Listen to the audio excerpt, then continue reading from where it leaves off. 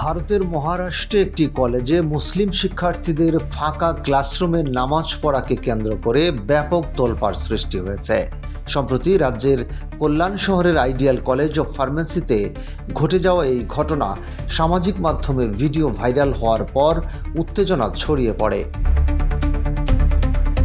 প্রত্যক্ষদর্শী সূত্রে জানা যায়, ৩ জন মুসলিম শিক্ষার্থী কারো কাজে বাধা না সৃষ্টি করেই একটি খালি ক্লাসরুমে নামাজ পড়ছিল। ওই সময় অজ্ঞাত কেউ ভিডিও ধারণ করে সেটি সামাজিক মাধ্যমে ছড়িয়ে দেন। ভিডিও ভাইরাল হওয়ার পরপরই বিশ্ব হিন্দু পরিষদ বা ভিএইচপি এবং বজরং দলের কর্মীরা কলেজে হাজির হয়ে তীব্র প্রতিবাদ জানাতে থাকেন। এক পর্যায়ে শিক্ষার্থীদের কান ধরে ওঠবস করানো হলে পরিস্থিতি আরও উত্তপ্ত হয়ে ওঠে। ঘটনার পর কলেজ কর্তৃপক্ষ হস্তক্ষেপ করে। জানা যায়, প্রতিষ্ঠানটি দীর্ঘদিন ধরেই ক্যাম্পাসে সব ধরনের ধর্মীয় অনুষ্ঠান নিষিদ্ধ করে রেখেছে।